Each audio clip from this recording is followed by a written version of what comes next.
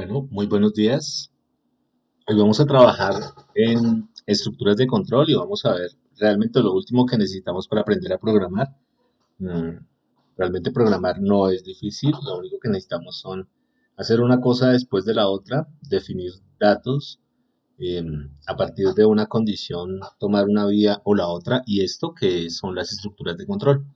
Básicamente esas son las únicas cosas que necesitamos para hacer cualquier cosa en el computador. Entonces vamos a trabajar en cómo hacer control iterativo. Entonces ya habíamos visto esta pregunta, ¿los computadores pueden pensar? Pues básicamente la respuesta a esa pregunta es no, no pueden pensar. Eh, Sin embargo, si hay algo que parecería tener pensamiento adentro, son los programas que nosotros pongamos. Mm, Y esos programas pues básicamente implementan algoritmos de tal manera que los computadores son tan poderosos como los algoritmos que ellos corren. Podríamos tener máquinas con una capacidad de procesamiento muy grande, sin embargo, si tenemos algoritmos que no hagan cosas muy interesantes adentro, pues básicamente no tenemos nada. Eh, Nosotros habíamos revisado y eh, habíamos discutido que habían dos estructuras de control de flujo. Esto de acá es una representación de un algoritmo. eh, y quiero que se fijen en esta parte del algoritmo. Entonces, por ejemplo, acá tenemos un algoritmo donde en el paso A escogemos un medio de transporte, en el paso B preguntamos si ese medio de transporte está bloqueado. Si está, si no está bloqueado, pues básicamente seguimos, cogemos el medio de transporte o seguimos. Pero ¿qué pasa si está bloqueado? Si está bloqueado, entonces cogemos por este lado en la ejecución del programa y yo tengo que escoger un nuevo medio de transporte e ir a ese nuevo medio de transporte. En este caso, eso sería un poquito al revés. Y si yo quiero llegar a la universidad, por ejemplo, con este algoritmo, tendría que volver a preguntar si ese nuevo medio de transporte que yo escogí está bloqueado. Puede que esté bloqueado. Si está bloqueado, debería escoger otro medio de transporte, ir a ese medio de transporte y necesariamente debería volver a preguntar si el medio de transporte está bloqueado.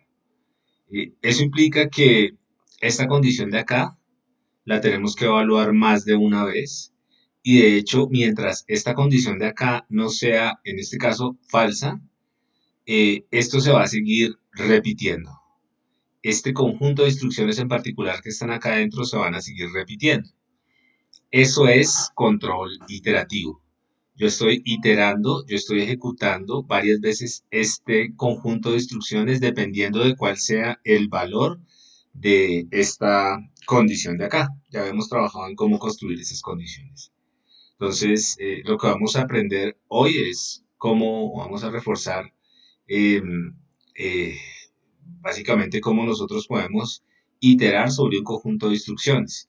Como lo ven acá, todo el truco de la iteración está en construir una condición sobre la cual nosotros podemos evaluar, la cual nosotros podemos evaluar y mientras esa condición se cumpla, esto de acá se va a repetir.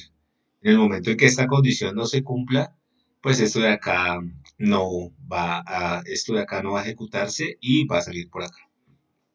¿Listo? Entonces, eh, una sentencia de control, básicamente, ya lo habíamos dicho, es una sentencia que determina o que cambia el control de flujo eh, de un conjunto de instrucciones, o sea, como el orden en el cual yo estoy ejecutando un conjunto de instrucciones y en este caso ya hemos visto el control secuencial, que es simplemente poner una instrucción después de la otra, el control de selección, que es dado una condición, si es verdadera hace algo, si es falsa hace otra cosa, y el control iterativo es una combinación de estas dos, es una extensión de esta. Básicamente lo que hacemos es que ejecutamos una condición, si la condición es verdadera, ejecutamos la secuencia de instrucciones que se encuentra acá y al final de esa secuencia de instrucciones volvemos otra vez a ejecutar la condición o a preguntarnos sobre si la condición es verdadera. Si es verdadera, ejecutamos este conjunto de instrucciones y al final nos preguntamos de nuevo si es verdadera eh, y esto lo ejecutamos mientras esta condición sea verdadera. En el momento en que esta condición sea falsa, ya no ejecutamos este conjunto de instrucciones y nos seguimos con la ejecución del programa a la siguiente línea. Eh, con esto nosotros podemos hacer muchas tareas que son repetitivas. Ahorita vamos a ver algunas de esas. Eh, Básicamente, esto ya lo habíamos visto. Esas son reglas que en principio podrían aparecer transversales a todas las ciencias. El control iterativo básicamente es un control que le permite repetir un conjunto de sentencias. Lo vamos a ver acá de nuevo. Este simbolito de acá indica que nosotros estamos evaluando esta condición y lo que dice acá es que si la condición es verdadera, él ejecuta este conjunto de sentencias, en particular ejecuta B, y al final va y vuelve y pregunta si la condición A es verdadera, y si es verdadera, vuelve y ejecuta. Aquí iteraríamos, repetiríamos muchas veces este conjunto B mientras la condición sea verdadera y en el momento en que sea falsa ya continúa con la ejecución. El diseño iterativo, el iterar sobre, en este caso, este conjunto de instrucciones, es algo que nosotros utilizamos comúnmente en computación. Lo utilizamos en muchas instancias, en particular, por ejemplo, cuando diseñamos programas o software, utilizamos algo que se llama el diseño iterativo. Entonces, en el diseño iterativo yo arranco, por ejemplo, diseñando lo que quiero, piensen en un juego, después prototipo ese juego, hago un prototipo, después evalúo el juego y después arreglo el diseño que tenía a partir de lo que evalué, hago un prototipo nuevo y lo evalúo y de esta manera yo estoy iterando o repitiendo este proceso hasta que tenga una salida consistente. Esta es una forma de abordar el diseño de software y de nuevo en su espíritu se refiere a iterar sobre un conjunto de instrucciones. Acá lo que estamos viendo es la sintaxis que se especifica al interior de un lenguaje para poder decir, en este caso es pseudocódigo, para poder decir o para poder indicar que esta sentencia B tiene que repetirse. Entonces, básicamente lo que dice acá es while, que traduciría mientras la instrucción o la condición A sea verdadera, va a ejecutar B. Y en el momento en que la condición se haga falsa, se va a salir. Acá hay una nota interesante y es que si la condición A siempre es verdadera, él siempre va a ejecutar B. Entonces, si nunca cambiamos el valor de la condición, él nunca va a coger por este lado false y vamos a quedarnos en algo que se llama un loop infinito o un ciclo infinito. ¿Por qué? De nuevo, si A siempre es verdadero, cuando yo compare esta condición acá, me va a dar verdadero, me va a ejecutar B. Si A es verdadero, me va a ejecutar B y él no sabe que tiene que coger por acá mientras A no sea falso. Entonces, ese es un error muy común que seguramente ya algunos de ustedes o muchos de ustedes han tenido y es el error de tener ciclos o bucles infinitos. ¿Listo? Eso no sería un algoritmo bien formado porque los algoritmos deben terminar. Entonces, ¿esto cómo lo podemos hacer? Lo podemos implementar, ya lo habíamos dicho a través de la sentencia while. La sentencia while es una sentencia que lo que dice es que un pedazo de código que está dentro de while, por ejemplo este, tiene que ejecutarse mientras esta condición sea verdadera.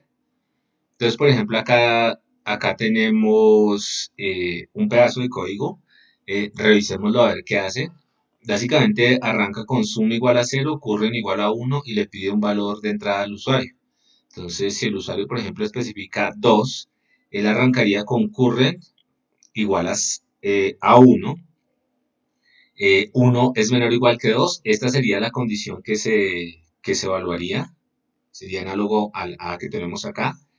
Si esta condición se tiene, entonces él entra acá. 1 es menor que 2, menor o igual que 2, sí. Entonces a sum le suma sum más current. Current cuánto vale 1, sum cuánto vale 0. Entonces quedaría 0 más 1 y lo asigna a 1 y aumenta current en 1. Current más 1 igual a current. Entonces en ese momento current quedaría igual a 2. 2 es menor o igual que 2, sí. Entonces almacena o le agrega a sum el valor de current y aumenta current en 1. Al aumentar current en 1, va y ejecuta de nuevo esta condición. Esta es la gracia del while, que él ejecuta este conjunto de instrucciones y vuelve acá. Y pregunta, si current es menor o igual que n, en este caso 2 no es, o 3, por ejemplo, no es menor o igual que 2, en algún momento pasará por 3, entonces él ya no ejecuta más esto porque esta condición ya no es verdadera, es falsa y continúa acá abajo. Entonces cada uno de esos pasos lo vamos a llamar una iteración. Entonces, Estos diagramitas de acá son diagramas de estados de las variables, nos está diciendo cuál es el estado para una iteración particular y eso nos ayuda a hacerle seguimiento a cómo se está comportando nuestro programa. Entonces revisémoslo. En la iteración 1, que es la primera vez que él pasa por acá, las variables tienen un conjunto de estados. Por ejemplo, la variable sum tiene el valor de 0 y la variable current tiene el valor de 1. La condición que tenemos que evaluar es que eh, current sea menor que n. Si n, por ejemplo, es 3, uno se preguntaría si 1 es menor o igual que 3. Esta condición es cierta y si es cierta, ejecuto este pedazo de código de acá. Ejecutar ese pedazo de código de ahí, en este caso, implica que yo tengo que actualizar el valor de sum, le agrego el valor de 1 y el valor de current lo aumento en 1, es decir, me queda como 2. Entro acá de nuevo y pregunto, ¿cuánto vale current ahora? 2 en la segunda iteración. ¿Cuánto vale n? Sigue valiendo 3. 2 es menor o igual que 3, la condición es verdadera. Aumento sum en el valor de current, entonces me quedaría 1 más 2. Eh, el valor de sum me quedaría valiendo lo que es 1 más 2, que es 3, y aumento current en 1. Ahora current queda en 3 y sum queda en 3. Vuelvo otra vez acá y pregunto, ¿es cierto que current es menor o igual que current? Es decir, que 3 es menor o igual que 3, la condición es verdadera. Si es verdadera, le sumo a sum 3, porque a sum que tenía 3 le sumo current que vale 3, 3 más 3 da 6, y a current lo aumento en 1. En este momento, current vale 4 y n sigue valiendo 3. 4 no es menor o igual que 3, esta condición es falsa, entonces él no ejecuta este pedazo de código, sino que sigue acá abajo. ¿Listo? Entonces, varias cosas para pensar acá. Si nosotros no tenemos la forma de cambiar esta condición adentro, pues esto se va a quedar en un loop infinito. Entonces, de hecho, aquí en los while necesitamos una forma de que esta condición cambie dependiendo de la lógica que nosotros queramos implementar. ¿Listo? Entonces, aquí hay un pedazo de código que lo que hace es por ejemplo, verificar si las entradas que se dieron son entradas válidas para la ejecución del programa. Entonces, acá él le pregunta si quiere convertir de Celsius a Fahrenheit o de Fahrenheit a Celsius. Para eso el usuario tiene que ingresar dos teclas y acá se pregunta si estas teclas que se almacenan acá en la variable which son F o C. Si son diferentes de F o C, no es una opción válida, entonces él le vuelve a preguntar al usuario sobre cuáles son las opciones y él se queda chequeando o verificando que las entradas sean las entradas válidas. Y una vez las entradas sean válidas, pues se pregunta si era F o era C y dependiendo de eso hace los cálculos de la conversión. Una vez haya adquirido los datos de los datos de la temperatura. ¿Listo? Entonces, aquí hay dos programitas. Es interesante que sigan lo que estaría pasando acá. Entonces, por ejemplo, n vale 10, current igual a 1, acá va aumentando current de 1 en 1 y va sumando los valores, es una continuación del de arriba. Eso lo pueden implementar ustedes y ver qué pasa, no hay ningún lío. Aquí la diferencia con este pedazo de código es que aquí se está imprimiendo el resultado al final del while. Entonces, en algún momento, como current va sumando 1, 2, 3 hasta 11, esta condición va a ser falsa y va a seguir acá. En este caso, el print hace parte de lo que se va a ejecutar dentro del while. Entonces vamos a ver el print. Si quieren vamos a lanzar nuestro Jupyter y probarlo en un momentico para ver cuál es la diferencia entre los dos.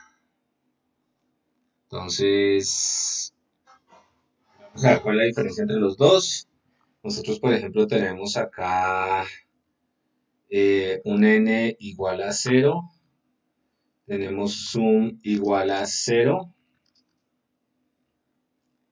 tenemos current igual a 1, tenemos el while. While current sea menor, mientras current sea menor o igual a n, que en este caso es 10. Esto es parte de la sintaxis, esos dos puntos. Acá dejo un espacio para indicar, como en el if, que lo que es de acá para abajo es lo que tengo que ejecutar muchas veces. Hago sum igual a sum más current y hago current igual a current más 1. ¿Listo? Entonces, Vamos a ver qué imprime acá Zoom. Imprimiría 55. Es la suma de 1 más 2 más 3 más 4. Pero si lo pongo acá adentro, imprime cada una de los valores de Zoom al interior de cada una de las iteraciones. Entonces, ¿por qué esto se tiene? Porque esto está dentro del bloque de ejecución del while, mientras que en este caso no está dentro del bloque de ejecución del while. ¿Listo? Entonces, esto es básicamente la sintaxis. Tienen que tener cuidado con esto de acá. Aquí dentro puede ir cualquier tipo de código, if, while, inclusive, ahorita lo vamos a ver. Y algo que es el loop infinito. Entonces vamos a construir un loop infinito. Por ejemplo, supongamos que current es mayor que cero. Current siempre va a ser mayor que cero. Esta condición eh, siempre va a dar verdadero. Y veamos qué pasa. ¿Qué está pasando acá? Él sigue y sigue y sigue y sigue ejecutando. ¿Por qué? Para matarlo, pues tendríamos que ir hasta acá, a interrumpir el kernel. Eh, Porque esta condición siempre es verdadera. Current siempre es mayor que cero. Entonces, si es mayor que cero, él va a ejecutar esto. Y vuelve acá y current siempre va a ser mayor que cero. Si es mayor que cero, siempre lo va a ejecutar. Si vuelve acá, current es mayor que cero, siempre lo va a ejecutar. Eso es lo que nosotros denominamos un loop infinito. Y es una estructura que nunca termina. En este caso, pues no va a terminar y se va a quedar ahí dando vueltas hasta que pues yo lo mate. Los loops infinitos se utilizan, por ejemplo, piensen en un loop en una ejecución de un juego. En una ejecución de un juego, ustedes siempre tienen que refrescar la pantalla, siempre tienen que, por ejemplo, generar sonidos. Entonces, en ese caso hay un loop que hace el papel de un loop infinito que siempre está pasando a través de esas dos instrucciones. Refresque la pantalla y despliegue sonidos o mueva la inteligencia artificial. Lo que sea. Los loops infinitos a veces tienen sentido para ciertos tipos de diseños y ciertos tipos de problemas. Eh, ok, entonces podemos tener dos tipos de loop, un loop definido, eso es un loop que termina después de cierto número de ejecuciones, después de cierto número de iteraciones, y un loop indefinido, que es uno que no sabemos cuándo se va a terminar. Entonces acá tenemos un loop definido porque dado un n, current en algún momento va a ser, podría ser menor que, perdón, mayor, estrictamente mayor que n, y aquí saldríamos en algún momento. Mientras que acá no sabemos, podemos quedarnos por siempre introduciendo f o c y no tener claridad respecto a cuándo va a terminar ese loop. Eh, una forma para poder sacar, para poder controlar si nosotros estamos dentro o no de un loop, es utilizarlo algo que se llama un flag o una banderita booleana. Una bandera booleana es básicamente una variable que puede asumir los valores de true o false, y esa variable la cambiamos al interior del ciclo para que, por ejemplo, cuando la evaluemos acá, se salga del ciclo. Entonces, por ejemplo, acá tiene una variable booleana que es valid entries igual a false. Entonces, él se pregunta, mientras las entradas no sean válidas, haga todo esto. De hecho, pide unas entradas ahí. Mm, pero cuando las entradas son válidas porque porque no se cumple esta condición, entraría por acá. Él activaría la bandera. Es como las carreras, hay una banderita que le dice a uno si puede correr o no. Activaría la bandera y cuando lo evalúa acá, preguntaría si la bandera, en este caso si la bandera en algún momento pasa por acá, este valid entry se hace igual a true, not valid entry sería false, y esta condición ya no se cumpliría, entonces ya no se ejecutaría este pedazo de código, sino él seguiría. Entonces la idea de tener banderas que estén controlando si nosotros seguimos ejecutando el ciclo o no, pues es una idea interesante, aunque lo podemos también construir como una condición aquí dentro del. ¿Listo? Lo que tenemos acá es muy, muy, muy sencillo, pero tal vez es una de las ideas más poderosas que podemos trabajar. Una cosa importante es que un while lo podemos meter dentro de otro while. y vamos a trabajar en clase cómo nosotros podemos implementar esas ideas de repetición.